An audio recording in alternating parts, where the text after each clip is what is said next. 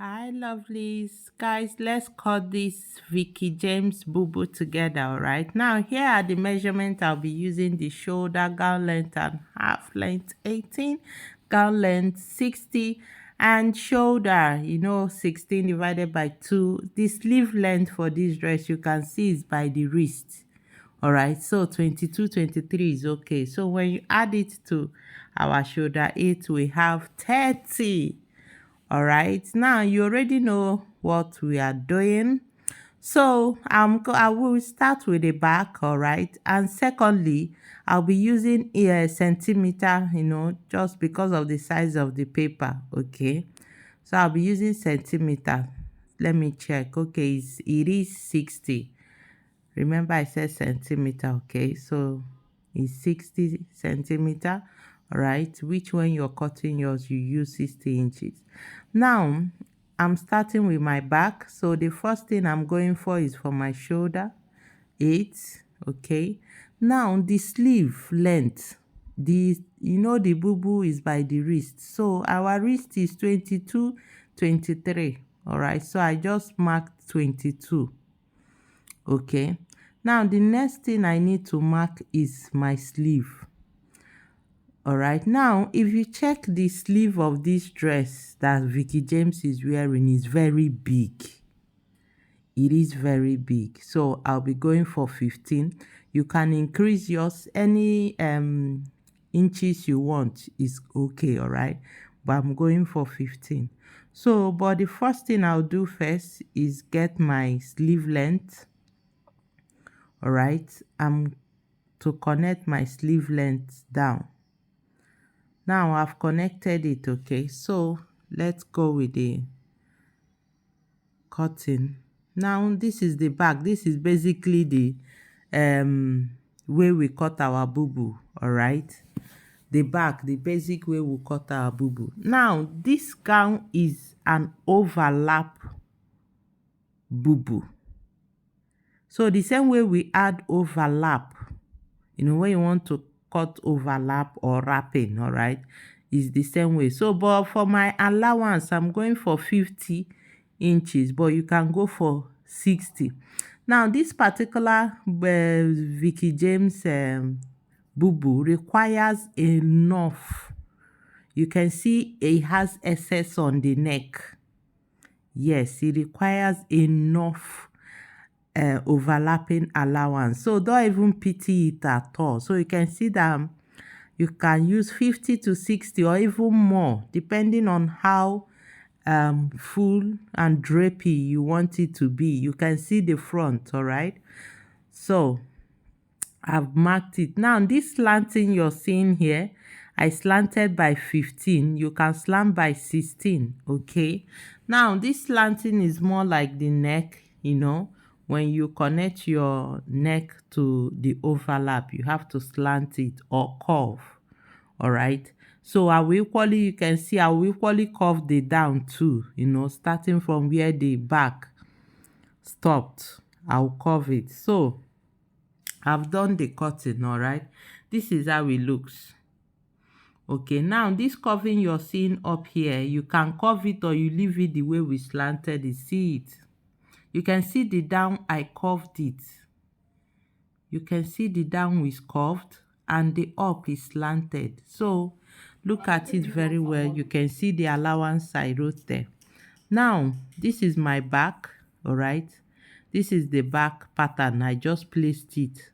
Now from here to that place is my overlap allowance. This overlap allowance is what gives that effect you're seeing at the front. That is what gives the effect you're seeing at the front. So the more you add to that effect, the more fuller it becomes in the front. All right, and the more draping it becomes. So your allowance, overlapping allowance, can be more than 50, 60, 70, depending, because the way that Vicky James dress is, the overlap extended to the neck. I don't know, I'll put a picture of the back of this dress for you guys to see. This overlap now actually went to the neck. It formed a kind of a turtleneck at the back.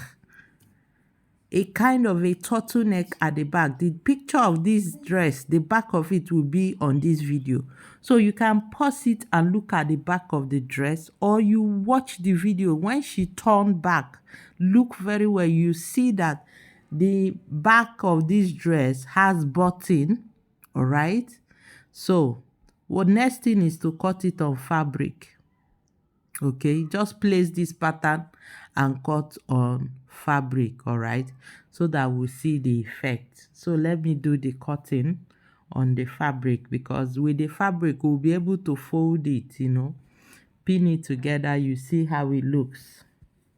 Okay, so I've done the cutting of the fabric. Now this is the back of the bubu. I equally need to cut the back of the bubu on a fabric.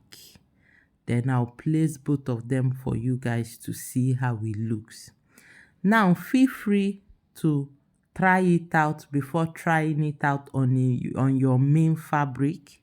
And secondly, another thing about this style is the fabric you need for this style is a fabric that you cannot differentiate between the back and the front. Meaning, not that you cannot differentiate, but what I'm trying to say is those fabric that the front and back, you know, it's not too obvious. Meaning when it's the back, no, nobody will know. That you can see that most of the dresses they make it with, you hardly know the back. Like this organza, you can't tell which is the back of the organza. So it's usually good on fabrics that the front and back, you know, it takes time to get. You hardly know. So it makes it easy when you cross it. All right, you don't need to say this is the back, this is the front.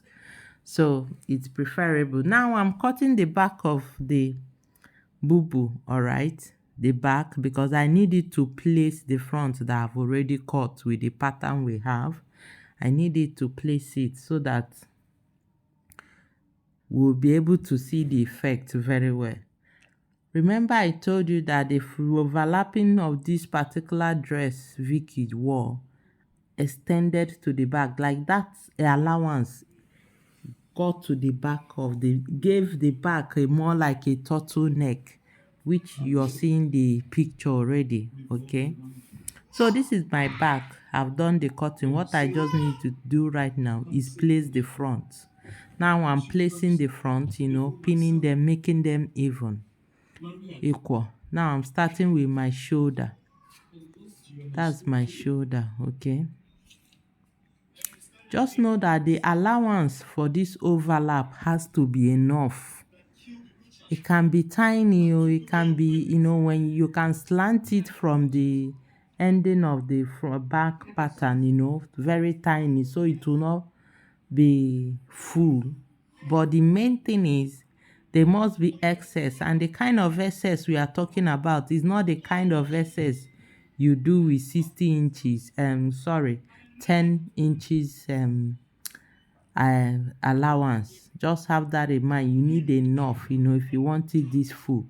So I've pinned my front, all right, one of my front, the two of them rather. I'm pinning the second one, okay, to the back, all right, holding them so that I'll show you how you can fold it to the neck easily. So that is it. Let me pin the side first. Becomes easy. This is it. You can see the front and the back. All right, now looking at this, you know, when you just cross it, it turns overlap, but in this case you are not just turning it, you know, the way it is right now, it needs a fold. You can see it. So let me place it very well so you'll be able to understand. When I turn it, you understand. Okay, so once you have placed it well, you have sewn the shoulder, all right, basically the two shoulders. Once you have done that, now that overlap, is big, all right, because we are looking at this fullness on Veekee James' own. You need to give it a fold, all right. Not, do I call it a fold? They're more like a little pleat. Then you put it on the neck. Now, this Veekee James' own went round like turtleneck, just like I said, all right? So if you're going for that, once you pin it, you can see what I did. I gave it a fold at the tip, not all the body, at the tip, so that the remaining part, you can see it. You can see the folding I gave to it. Now, if I'm to go for the turtleneck of Veekee James at the back, what I'll just do is attach it to the back neck. All right, you see how it is.